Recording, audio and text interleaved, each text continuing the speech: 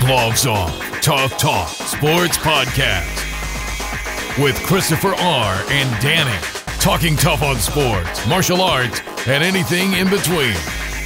Dani, World Martial Arts Hall of Famer, NFL expert, and New York Football Giants fanatic. Christopher R., businessman, promoter, retired flag football athlete, and boxing aficionado.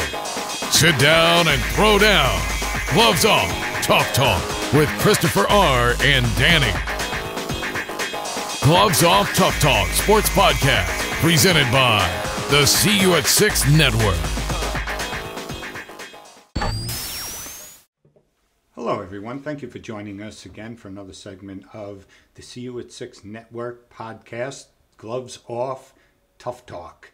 Today, again, we have our host, Danielle Orsino, known as Dani, who's going to talk a little bit more about football, try and captivate your interest, and spawn some questions that you may want to hit us on Instagram and go toe-to-toe with her.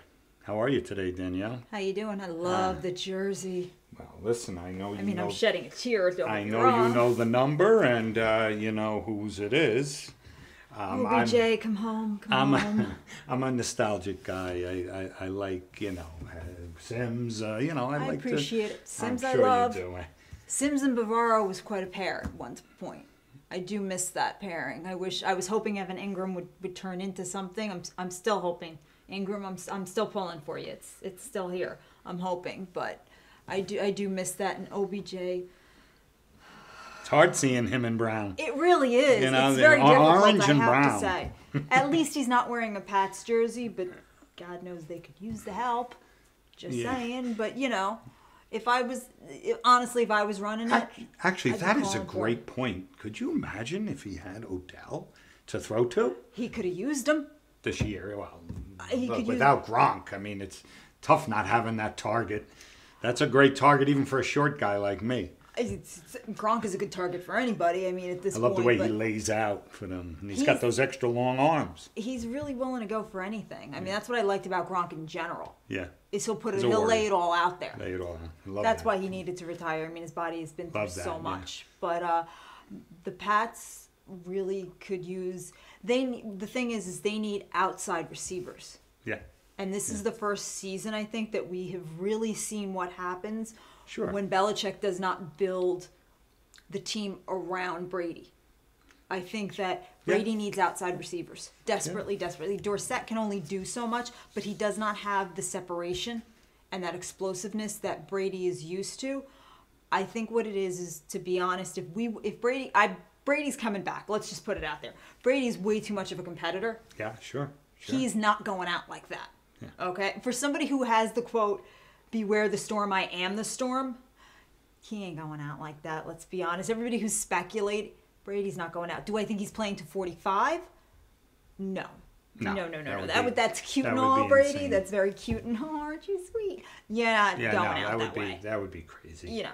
But I think he's coming back another year. I do think it's going to be for the Patriots. I don't think we're ever going to see Brady in another uniform. The question of Josh McDaniels that everybody's putting out there, I think if Brady comes back, which I think he will, I think McDaniels will come back as well. I agree. McDaniels loves to leave him at the altar. He is a love him and leave him boy. So I don't think I think he'll interview because I think he likes the interviewing process. I think he's one of these guys, kind of like The Bachelor. He likes to see how many people want him. Yeah. He wants to, give everybody a rose. Yeah. But he's going to stay. He's going to stay with Emperor Palpatine and learn a little bit more. When Brady goes, I think he will go. I would be surprised about the Browns if he does. I think he'll, take the interview and whatnot. But Brady's going to stay. I think what the Pats need to do is instead of looking toward the draft, they don't have the time with Brady to develop young players. No, they have to look at the veterans. Absolutely. If I was the Pats, I'd be knocking on Cleveland's door right about now and saying, look, Odell, I know you just built a doghouse and that's sweet, but how much for him? Because they need those outside receivers. I would hope Odell is humbled by now to take that offer. I don't... He's not there when it comes down to when he was a Giant. He was injured. He was injured with the Browns, though, this season. He had the sports hernia, and the Browns did not do right by him by allowing him to heal. But Odell still had 1,000 yards. He still had a 1,000-yard season. So regardless of what you want to say, Odell still did not have a horrible season. And I think now he knows what it's like to be in a smaller market. Yeah, sure. That's a smaller market from what he was. So, but let's go back on the Browns just for a second. Just for a second. Let's look at what Des Bryant's latest tweets were. He had a very interesting tweet, which I know everybody's thinking he's crazy, but Des had an interesting tweet.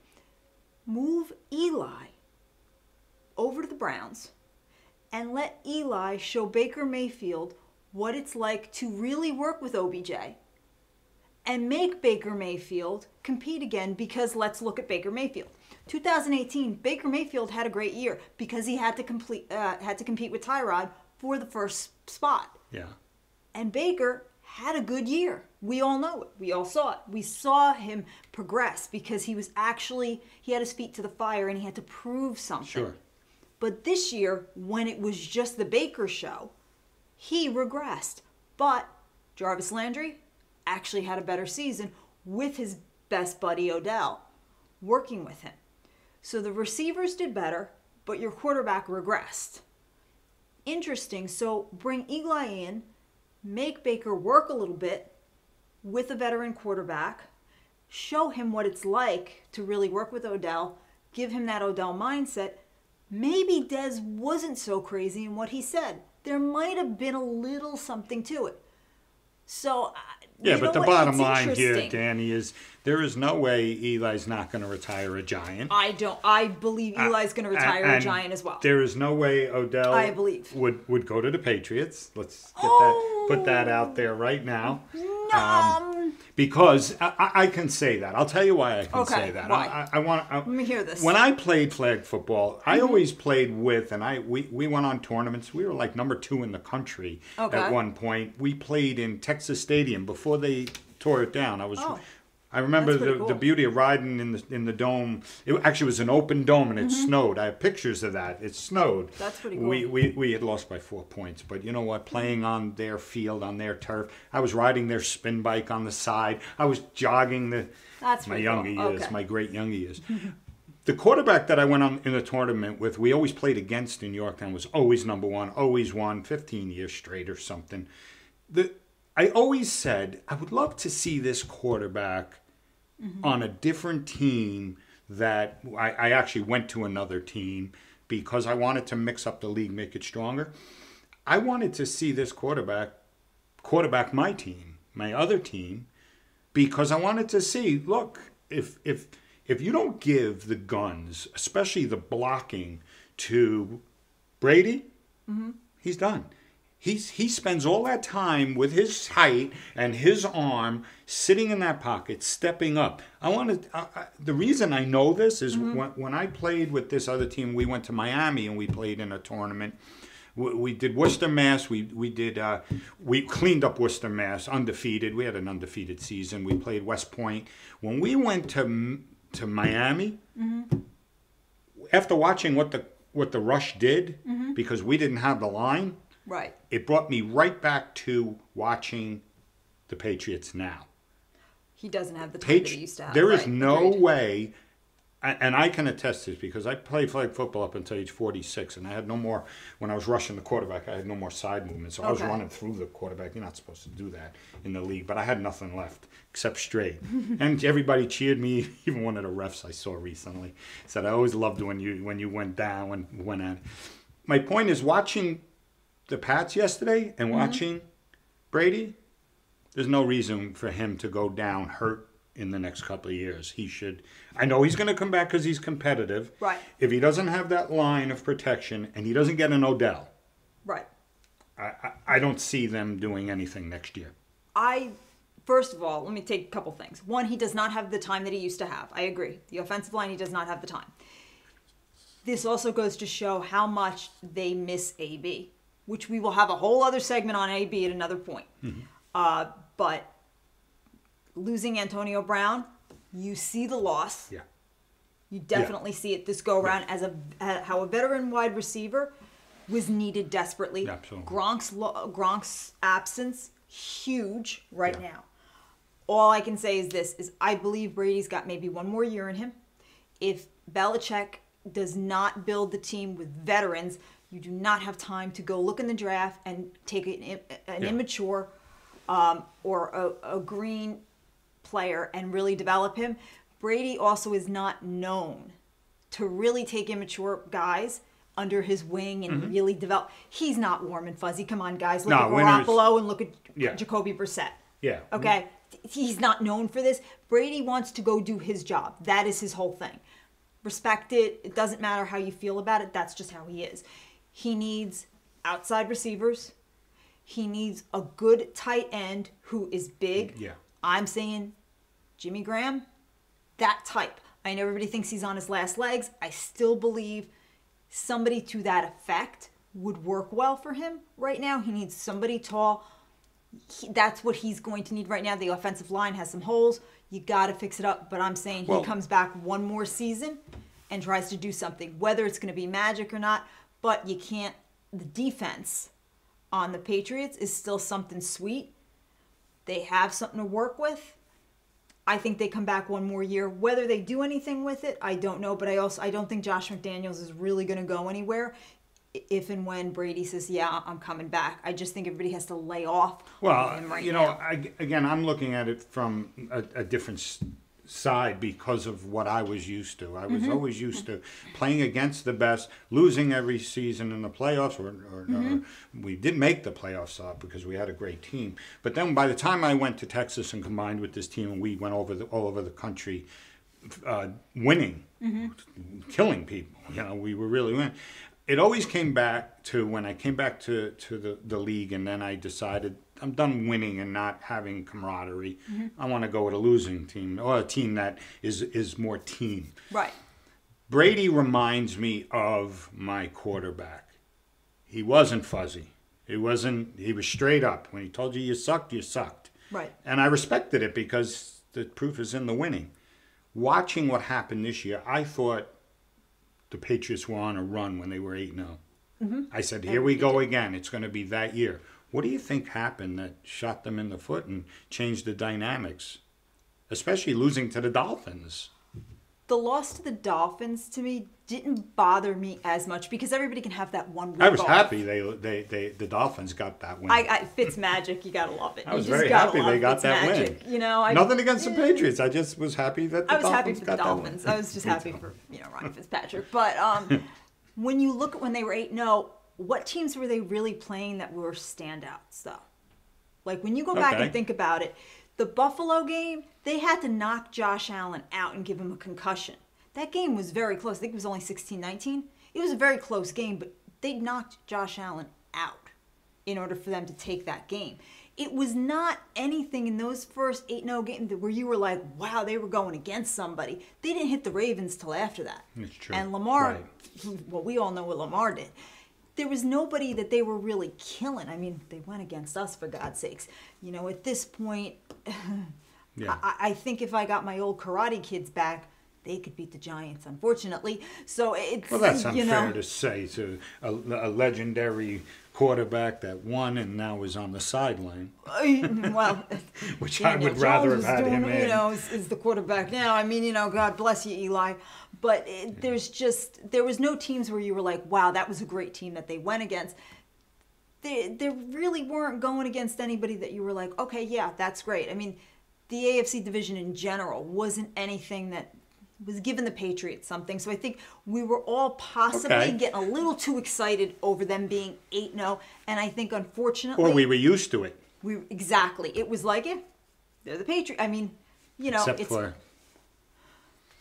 12-0, 13-0. The man. It's also, let's face it, it's the dark side of the Force. I mean, it's Palpatine and Vader. You just expect them to win. It's, we did get to see the trifecta when Antonio was there, and I like to think, it was Vader, Darth Maul, and Palpatine together for a short time. But then, that went up in smoke, and it's a whole other discussion. Listen, while we're on the subject of the Patriots, one of the things that struck me, and I'm not a Patriots fan, I'm a Patriot, period. I do like winners. I like I like seeing competition go up against them. I like, I just thrive on that. Okay. I don't believe I'm in competition with anybody. 35 years in the construction business, owning my company, being president. I love when there's different facets of competition out there. People, hey, this guy did a great job. I love that. So I got the Patriots shirt, the win, the Super Bowl, when they were, what was it, 28-3, 27-3, and I said, I am not watching this Super Bowl. I was on my couch. I don't prefer to be out in a noisy place, and my daughters were watching, my wife was watching. I said, I'm done. I am not going to sit through this whole game. Boy, was I wrong. Yeah. One of the most exciting games of my life was the fact that they had what it took to now being down that far and to put that together the way it did, the way they did to come back. And they got some breaks. Let's face it. They got some breaks. Because going back to the Super Bowl I watched when they beat the Seahawks, Brady didn't do anything in that game. Right. No, it was all extra points. When you look at it, it's very similar to when Peyton won his last game. I mean, it was the defense. Defense wins games, right? Yeah. Yes. And that last play, look, when the Seahawks were going to win that game, hands down. But that cornerback that got the stopped the touchdown right on the one, or remember that? He stepped in front. Yes. I mean, that's to me not a win. You have to look at it from when I like to look at a lot of these games, like even if you go down to our last Super Bowl against the Patriots, and Bradshaw, when he stopped, and then he was like, oh, I left him too much time, and he fell in the end zone, and you have all these moments like that. It's a game of chess constantly between defense, offense, how much time you've got on the clock. Oh, absolutely. When I look at it, and when you go back to even the Rams Patriots game, I mean, it was a boring game. Yeah. It was a boring game. But it does come down to running out the clock and doing things like having your timeouts. So you can't put it all on the quarterback or all on one player. Yeah. I just think it just comes down to there's so much involved in it. And that's why I do, as much as I hate to give him credit, I have to give Brady a lot of credit as a competitor. You have to. You just have to. So that's why I do think he's coming back. I just don't think he's going to go out like this. I agree. And you know what? I just don't. You and I, we have different... You're to me a football connoisseur. I most certainly am not. I look at this. He's always going to be great. Yes. That is always going to be great. I believe he's a What the Pats have done is always going to be great. All the rings. It's like it's so forgotten when the new season comes. Yes, it's but washed let's away. call. I'm a realist. Let's call it what it is. They're great. The Giants are great to have those two. I'm always, when I watch a game, I want to know who the underdog is. I want to know who the I would like to see Odell and Cleveland do something this year. I do want to see Odell and Cleveland. I would like to see that happen. I think who they choose as a coach is going to be a big, big deal. Yeah. I think Mike McCarthy could be an interesting choice for them because I do think discipline needs to be instilled in Cleveland in general. Yeah. Okay. So I think that's going to be interesting. But if we look at Cleveland, I think Baker has regressed, unfortunately. But in all fairness to Baker, in 15 months, he's seen 4 coaches. That's a lot for a quarterback. Yeah. That's a lot for a quarterback, especially a young quarterback. Because I think absolutely when you look at Baker, you tend to think he's older than he is. Look back at what Cam Newton was like his first and second year. Cam was a bit of a jerk. I mean, we all have there are a lot of these quarterbacks were jerks when they first got in here. They were not the most mature, so I think we're expecting sometimes a little too much out of Baker. So we do have to kind of give him a little growth, a little room for growth. Jarvis Landry, like I said, he upped it. He hit well over 1,000 yards. He got voted to the Pro Bowl. We have Nick Chubbs. We do have Myles Garrett, regardless of what's going on, the antics. You have some great players. I think they have to figure out what to do.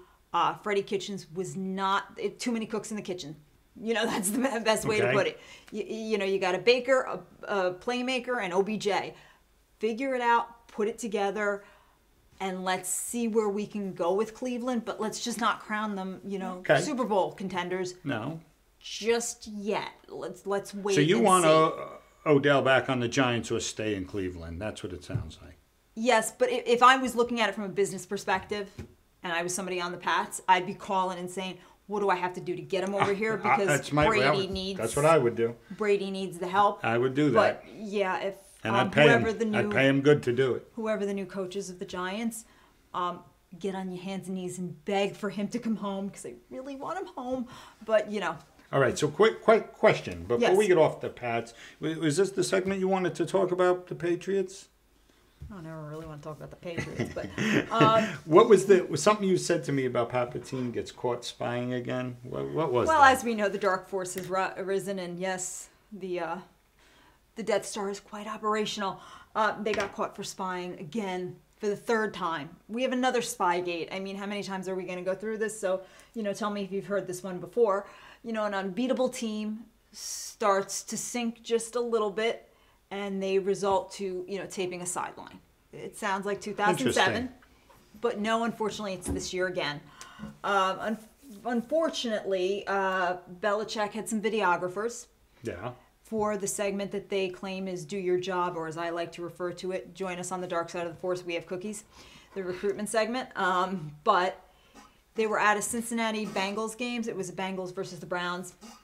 They had some guys up in the press box. Now, the Browns claim that they knew they were there, but the Bengals said they did not know. Okay. So they were shooting B-roll, which is just extra filler roll. But this B-roll went on for 8 minutes, which to me sounds really Where is long. this B-roll? This B-roll, which Jay Glazer got from Fox. And once you watch the B-roll, it's kind of crazy because it shows security actually catching them. And it's just filming. Really? It's just filming the sidelines. It was supposed to be for for one of the scouts. Yeah. And you see them, and they're just filming the sideline. So what's wrong with that? Scouts are out all the time looking. You can't film the sideline, though. So there's the calls and everything going on. At 8 minutes of it, the scout was nowhere to be seen in the whole footage. Gotcha. Okay. And then the guy says to the security guard, well, I can erase it. Nobody, it's all done. I mean, all you're missing is an R2-D2 coming through and, Leia being like, help me, Obi-Wan, you're my only hope. So we have admission of guilt. Now, as of the first, though, the NFL did conclude their investigation. Yeah. They claim that there is no evidence that puts Belichick in with this. Okay, so they've cleared exonerates him. Belichick. They exonerated pretty much the whole organization from this being nefarious in any way. But it is considered a game time infraction on field. So basically, they're just going to get a lot of money in fines. Now, the last time this happened in 2007, which they did get in trouble for videotaping the Jets and the play calls for the Jets, they got hit with a $750,000 in fines. So this is a repeat. So that's what I'm saying. This is just, it's all over again. So they're going to get hit with more fines. Do any other teams do this? This has only been No one's ever been caught? No, and this is, look, between Spygate 1, Deflategate, which let's not even get into that, because there are, and I know everybody who's like, oh, it's footballs, it's this and that. There are plenty of sites, and I've seen the sites, I've done the research that show running backs who used to play for the Patriots, that after Deflategate, these guys have been traded, and all of a sudden they're fumblers. If you deflate the ball, the way that these were deflated, these guys can carry the ball better. We're not going to get into it. Who deflated the balls? Well, it was the whole... was Brady involved? Was he not involved? How did they put the blame on him? He obviously got blamed. Well, because he gave the go-ahead. So when you deflate a ball, obviously for you can grip the it grip better, and everything, you can hold it better. the refs have their hands on these balls all the time. Well, the balls are thrown to the side. It's weird because they're supposed to be checked. Yeah. But the balls are switched out. They're switched out, so they got caught. Was it a ref that caught it? Felt the ball. No, it was the Colts that reported it, remember? That's right. So it was the Colts that reported it. That's interesting. So I just think that's, to me, a very strange rule because, listen, it's football. It's all. You got to throw the ball. You got to catch the ball. You got to do stuff. I can't believe why bother? But then again, once again, Emperor Palpatine always finds a way. So the Dark Force wins. The bottom line is $750,000 is what they paid last time. They have not. The NFL has not come down with the fines for this go round. It's going to be a nice little chunk of money, and once again, Goodell will make out because he gets the fines. So it'll all work out. Well, that goes in his bonus, doesn't it? I'm sure it goes to his private jet. Aside from what they pay him, he's got to get a bonus. Well, don't we all need one? The way of the world. So it'll all work out for them, and we will see what they come up with next go round. But let's see, that was in 2007. We're in 2000. So in about 12 years, we'll see this all happen again. Well, we don't know what we saw yesterday. Maybe is now the decline of that organization being center stage. The Dark Force always rises. Just watch Star Wars. It always comes back around. Rises Skywalker, Emperor Snoke. Is there anything else you want to add for this segment? No, I think we're done with the Patriots for now. I did not mean the Patriots. That's for sure. What I will say though is what we have to at least give Coach Vrabel some credit for what they did with the playoff game, and I thought it was great that he was able to outmaneuver Belichick, especially with the false starts and taking that minute 44 seconds off in the fourth quarter. You got to give the guy some credit, especially as a former linebacker for the Patriots. I got to be honest with you. And now the head coach. I mean, I got to be honest with you. I've never seen that before. To watch Belichick have a conniption. How about you, Mike? Did you ever see that before? Nope. I was blown away watching Belichick on the sideline. He was freaking out, and I was kind of eating it up a little. His mind was like a whirlwind. All right, now they can't keep doing this. But then for his guys to get the neutral zone infraction, which technically reset the whole thing, so Vrabel could have done it again and gone another 2 times. Yeah, I thought he was gonna. And I was like, please do it again, because I was like, I was waiting to watch Belichick's head turn into like a steam whistle on a cartoon, and I thought it just might. And I was kind of like, be a jerk and do it again, please, just to see what happened. To see. Oh my God. God. I thought it was beautiful. I personally thought he should have went for it on 4th and 4, and I was like, why are you? Yeah, why not? And I was kind of yelling at the TV like, wasn't there like 9 seconds left? I'm like, well, at that point he had time, and I'm like, go for it. And I was yelling at the TV because I was like, don't play conservative now. Yeah.